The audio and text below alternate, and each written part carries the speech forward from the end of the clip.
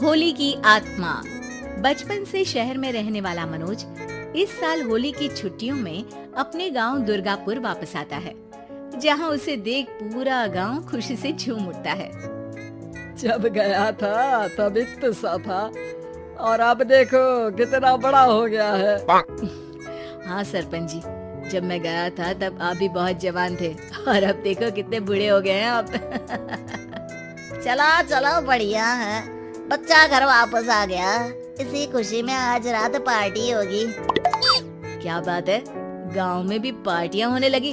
वैसे अगर पार्टी की बात है तो आज क्यों सीधा होली पार्टी करते हैं। होली पार्टी की बात सुन चहल पहल में अचानक सन्नाटा छा जाता है, जिसे देख मनोज को कुछ अजीब लगता है, लेकिन तभी सरपंच बात पलट देता है। अब बहुत देर हो गई, चलो सब अपने घर चलो, पार्टी के बारे में कल सोचेंगे। मनोज भी मम्मी पापा के साथ घर आ जाता है, पर होली पार्टी और उस पर पूरे गांव की खामोशी वाली बात अभी तक उसके जहन से निकलती नहीं। पापा, होली पार्टी की बात पर सब चुप क्यों हो गए थे?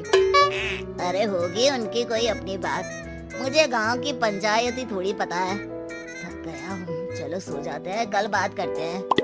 पापा की बात मानते हुए मनोज भी सोने चला जाता है। आज तो छुपा लिया, लेकिन हफ्ते बाद जब होली का दिन आएगा तब इसे कैसे रोकोगे?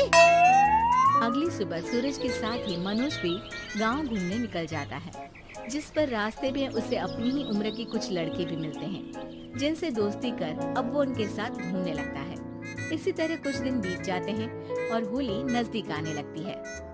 दोस्तों, होली में 4 दिन ही बचे हैं, पर गांव में उसकी कोई तैयारियां क्यों नहीं दिख रही? क्योंकि यहाँ होली नहीं मनाई जाती।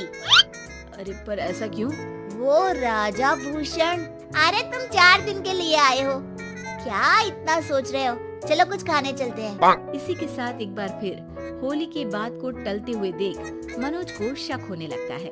वो घर पहुंचते ही इंटरनेट पर अपने गांव और राजा भूषण के बारे में जानकारी निकालने लगता है।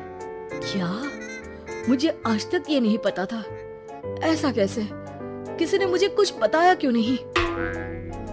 सारी जानकारी लेने के बाद मनोज गांव वालों या अपने मम्मी पापा से कुछ पूछे बिना खुद ही उसकी सच्चाई के बारे में छानबीन करने लगता है, जिसके चलते वो राजा भूषण की हवेली में पहुंचता है। वाह, क्या हवेली है यार! पर क्या यहाँ सच में कोई भूत है? हेलो भूत जी, कोई है क्या?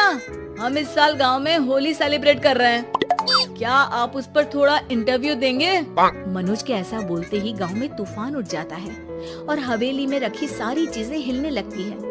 एक अदृश्य शक्ति मनोज को धक्का देकर हवेली से बाहर निकाल दरवाजा बंद कर लेती है। ये सब देख मनोज हैरान रह जाता है।